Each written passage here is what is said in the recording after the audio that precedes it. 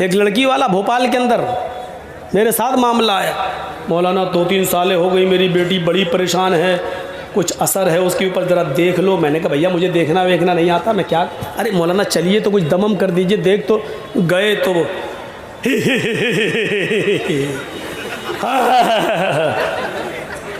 मैंने कहा यार ये तो बड़ी आंखें फाड़ रही है, कहीं कच्चा ना चबा जाए। क्या है, अपने बाप से कहती किसको लाया है, बड़े बड़े आ गए कुछ नहीं कर पाए, ये कल का लौंडा ये क्या करेगा। मैंने कहा यार ये तो अभी सुना रही है उल्टी सीधी। मैंने भी एक अंधेरे में तीर मारा, मालूम तो था नहीं लेकिन अंधेरे में तीर मारा। मैंने कहा यहाँ अपनी कमज़ोरी साबित मत करो।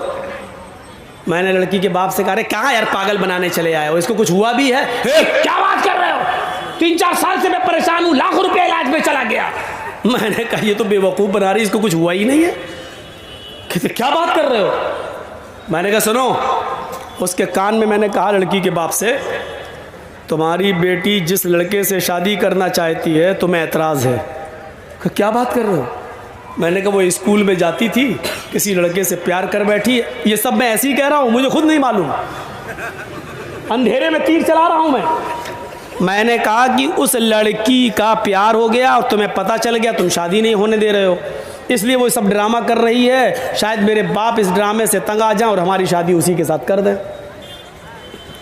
कि मौलाना ये बात तो सही है कि उसको किसी लड़के से प्यार हुआ है, लेकिन वो ऐसा क्यों करेगी। अब हमें कड़ी मिल गई, कड़ी ये मिल गई कि बाप ने इस बात को कबूल कर लिया कि हाँ किसी लड़के से प्यार हुआ है। मैंने कहा ये प्यार का मैटर है। मैंने कहा चलो जर्जीस, दिल में सोचा इसका इलाज करके देखो, बस एक अंधेरे में तीर। मैंने कहा अच्छा ठीक है, एक काम करो 1 किलो सरसों का तेल लाओ। वो लोग ले आए जल्दी से। मैंने उन्हीं के सामने कहा स्टोव जलाओ, स्टोव जला दिया। मैंने कहा कि इस तेल को कढ़ाई में गरम करो। वो गरम होने लगा, उबलने लगा, खोलने लगा। जब लड़की देख रही है हंसे, जब खूब खोल गया, उबल गया, तो मैंने लड़की के बाप से और उसके भाई से कहा कि दोनों भाई मिलकर इसके दोनों हाथ पकड़ लो, और लड़की के बाप से कहा कि तुम इसका सर मजबूती से पकड़ लो। बोले क्या करोगे। मैंने कहा मैं बताता हूँ। मैंने कटोरी में ऐसे तेल लिया और मैंने आगे बढ़ा, खोलता हुआ तेल। कहने लगे क्या करोगे।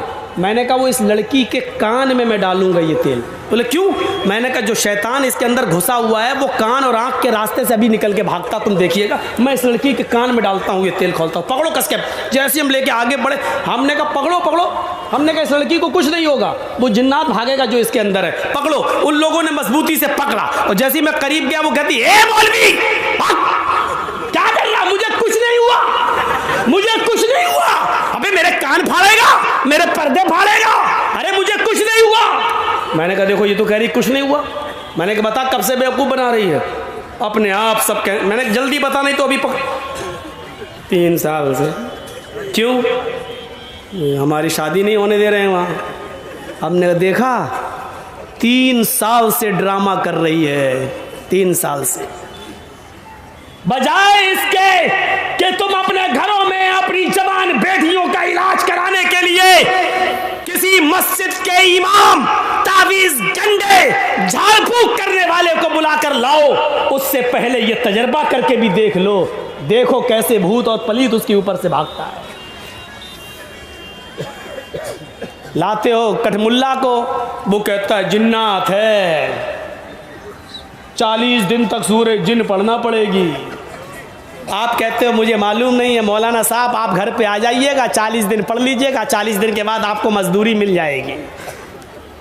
40 दिन तक वो पढ़ता रहा, आप ऑफिस में जाते हैं, 20 ही दिन हुए, पता चला बेटी भी गई या बीवी भी था तो बीवी भी गई, वो मौलवी भी गया,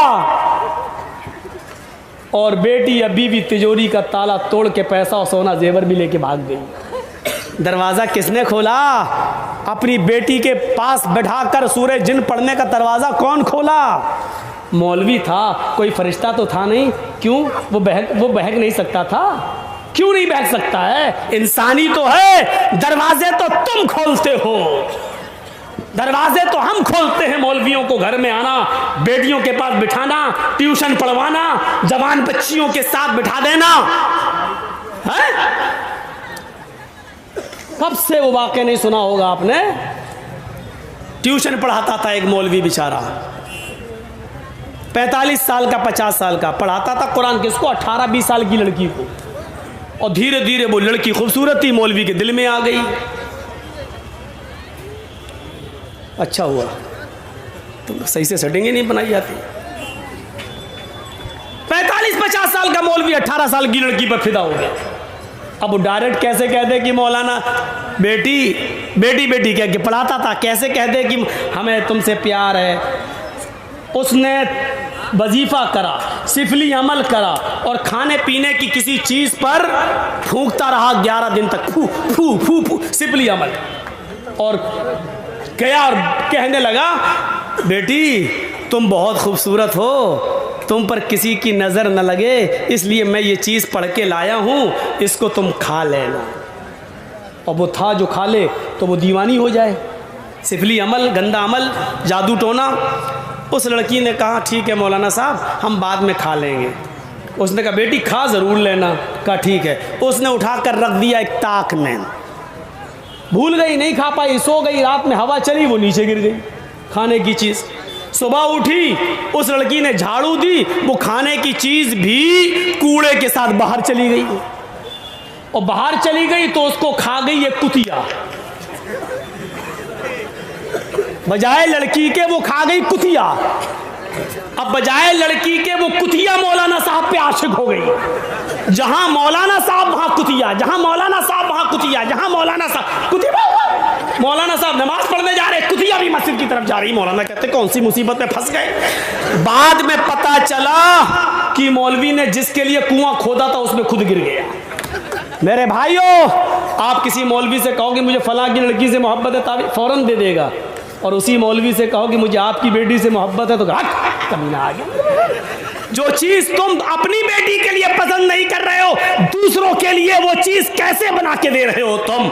आए मौलवी जर्जीस तुझे मौलवी नहीं कठमुल्ला मानता है, बिका हुआ मानता है, जमीर फरोश मानता है। मौलवी जर्जीस की नजर में तेरी कोई औकात नहीं है। मेरे भाइयों, ये ज़िम्नन बातें आ गई। तो वला यारिफु मिन्ना हत्ता जलसा इला नबी सल्लल्लाहु अलैहि वसल्लम फासनदा रुकबतई इला रुकबतई व वज़ा कफ़ई इला फ़ख़िज़ई वक़ाला या मुहम्मद अख़बिरनी अनिल इस्लाम। अपने दोनों हाथों को अल्लाह के नबी की दोनों रान पर रख लिया और कहने लगा, आए मोहम्मद सल्लल्लाहु अलैहि वसल्लम मुझे बताइए इस्लाम किसे कहते हैं, इस्लाम क्या है? क़ाल अल इस्लामु अन तशहदा अल्ला इलाहा इल्लल्लाह। अल्लाह के नबी फरमाते हैं इस्लाम यह है, इस बात की गवाही दो कि अल्लाह के अलावा कोई माबूद नहीं।